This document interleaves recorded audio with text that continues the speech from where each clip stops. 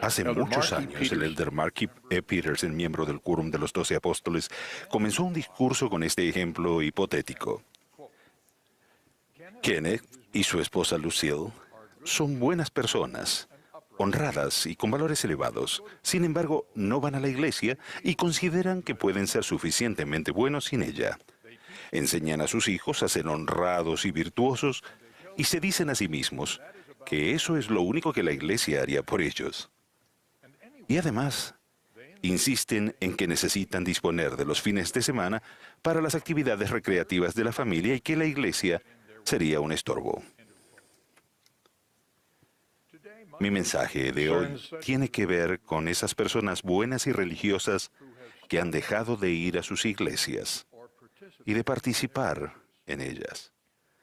Cuando digo iglesias, incluyo las sinagogas, las mezquitas o sitios de reunión de otras organizaciones religiosas. Nos preocupa que haya disminuido la asistencia a todas ellas de manera significativa en todo el país.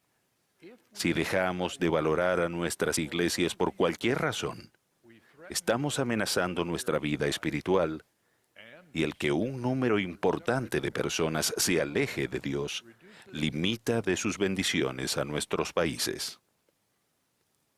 La asistencia a una iglesia y la actividad en ella nos ayuda a llegar a ser mejores personas y una mejor influencia en la vida de los demás.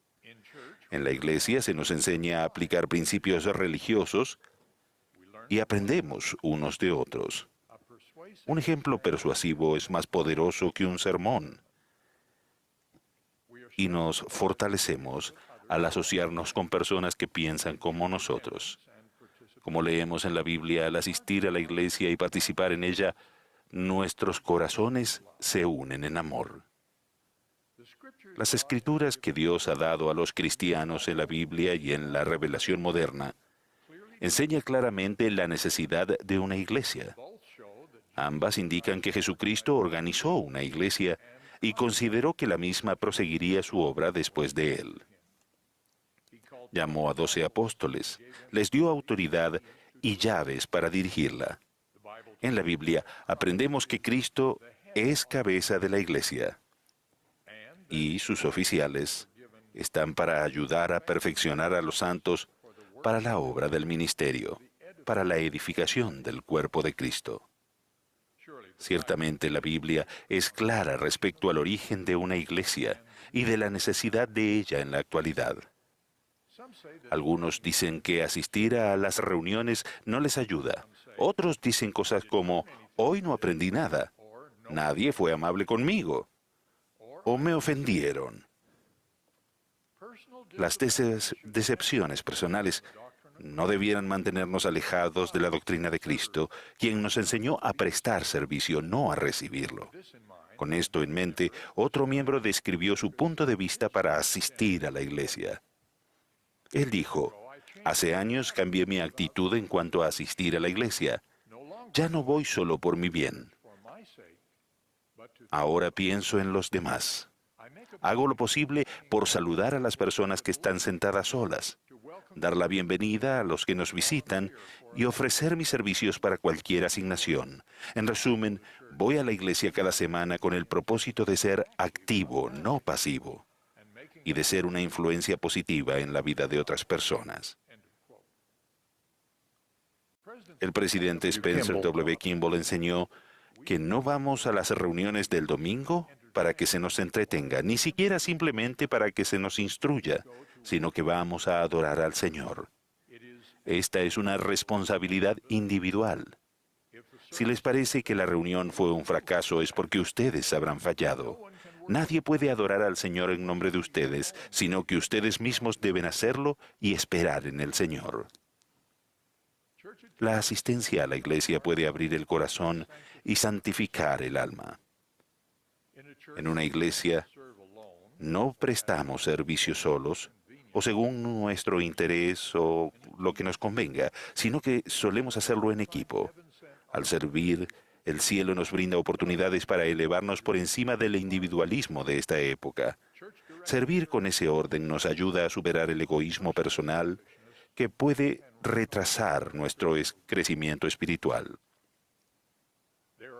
Hay otras ventajas importantes que se podrían mencionar brevemente. En la iglesia nos relacionamos con gente maravillosa que se esfuerza por servir a Dios, lo cual nos recuerda que no estamos solos en nuestras actividades religiosas.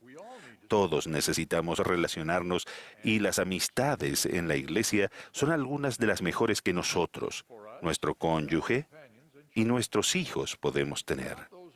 Los estudios indican que sin esas asociaciones, en especial entre padres e hijos fieles, los padres tienen más dificultades para criar a sus hijos en la fe. Hasta este punto me he referido a las iglesias en general. Ahora trataré las especiales razones para ser miembro, asistir y participar de la Iglesia restaurada por el Salvador, la Iglesia de Jesucristo de los Santos de los Últimos Días. Nosotros, claro, afirmamos que las escrituras antiguas y modernas enseñan claramente el origen y la necesidad de una iglesia dirigida por nuestro Señor Jesucristo que tenga su autoridad. También testificamos que la iglesia restaurada de Jesucristo se estableció para enseñar la plenitud de su doctrina y oficiar con la autoridad de su sacerdocio a fin de efectuar las ordenanzas necesarias para entrar en el reino de Dios. Los miembros que se abstienen de asistir a la iglesia y que confían únicamente en la espiritualidad individual se distancian de los siguientes elementos esenciales del Evangelio: del poder y las bendiciones del sacerdocio, la plenitud de la doctrina restaurada y las motivaciones y oportunidades de aplicar dicha doctrina. Ellos pierden la gran oportunidad de reunir los requisitos para la perpetuación eterna de su familia. Otra gran ventaja de la iglesia restaurada es que nos ayuda a crecer espiritualmente. Crecer implica cambiar. En un sentido espiritual, quiere decir arrepentirse y tratar de acercarse más al Señor. En la iglesia restaurada tenemos doctrina, procedimientos y líderes inspirados que nos ayudan a arrepentirnos y cuyo propósito, incluso en consejos de membresía, no es castigar, como ocurre en una corte penal. Los consejos de membresía de la iglesia procuran ayudarnos de manera amorosa a ser merecedores de las misericordias del perdón que son posibles mediante la expiación de Jesucristo. La espiritualidad individual pocas veces pueden darnos la motivación y la estructura que la iglesia restaurada provee para prestar servicio desinteresado. Grandes ejemplos de esto son los jóvenes, las jóvenes y las personas mayores que hacen a un lado los estudios o las actividades de la jubilación para aceptar llamamientos misionales, trabajando como misioneros a favor de personas que no conocen en lugares que no han escogido. Y de la misma forma, los miembros fieles que participan en el servicio abnegado que llamamos la obra del templo.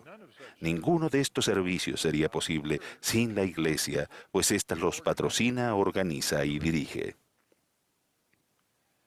La fe y el servicio de nuestros miembros a la iglesia les ha enseñado cómo trabajar de manera cooperativa para beneficiar a la comunidad en general. Ese tipo de experiencia y desarrollo no se produce en el individualismo tan imperante en las prácticas de nuestra sociedad. Dentro de la organización geográfica de los barrios locales, nos relacionamos y trabajamos con personas con las que tal vez no habríamos escogido estar, personas que nos enseñan y que nos ponen a prueba, además de ayudarnos a aprender cualidades espirituales como el amor, la compasión, el perdón y la paciencia. Esto nos da la oportunidad de aprender a trabajar con personas cuyos orígenes y preferencias son muy distintos a los nuestros. Esta ventaja ha ayudado a muchos de nuestros miembros y a muchas organizaciones que han sido bendecidas por su participación.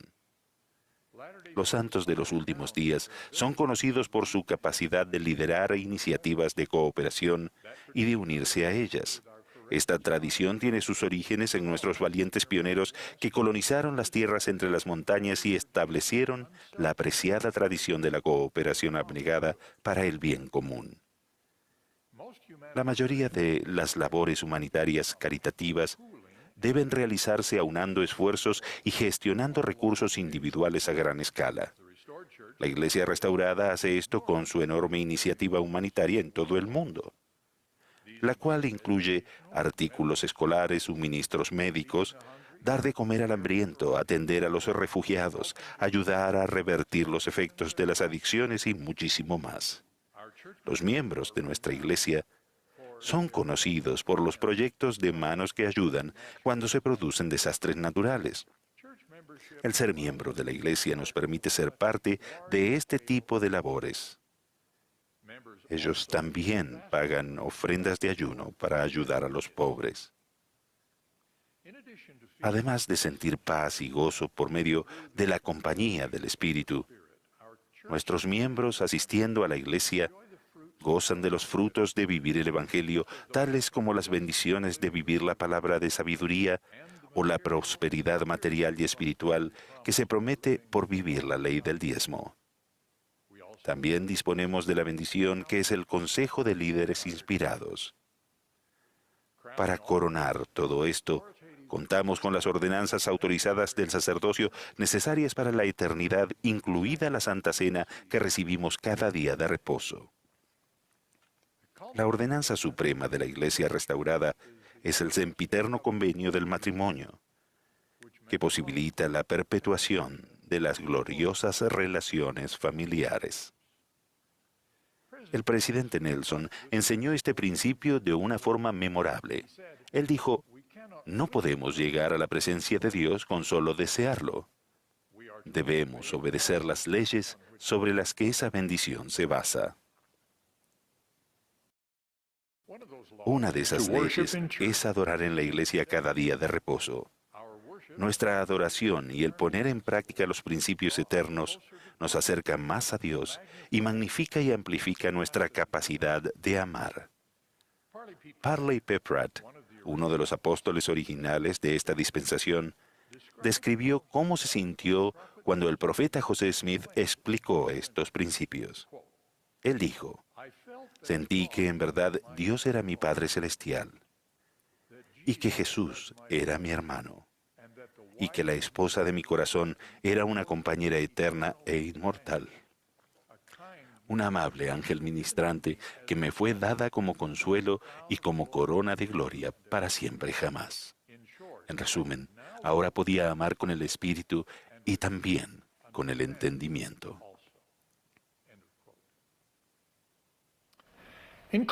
Para concluir, les recuerdo a todos que no creemos que el bien solo pueda lograrse por medio de una iglesia. Independientemente de una iglesia, vemos a millones de personas apoyar y llevar a cabo innumerables buenas obras. Los santos de los últimos días participan en muchas, las cuales consideramos como una manifestación de la verdad eterna de que el Espíritu da luz a todo hombre que viene al mundo. Si bien las buenas obras se pueden hacer sin una iglesia, la plenitud de la doctrina y sus ordenanzas de salvación y exaltación solo están disponibles en la iglesia restaurada. Además, asistir a la iglesia nos da la fuerza y el aumento de fe que provienen de la asociación con otros creyentes y de la adoración junto con aquellos que también se esfuerzan por permanecer en la senda de los convenios y ser mejores discípulos de Cristo. Ruego que todos nos mantengamos firmes en estas experiencias con la Iglesia mientras procuramos la vida eterna, el mayor de todos los dones de Dios. En el nombre de Jesucristo. Amén.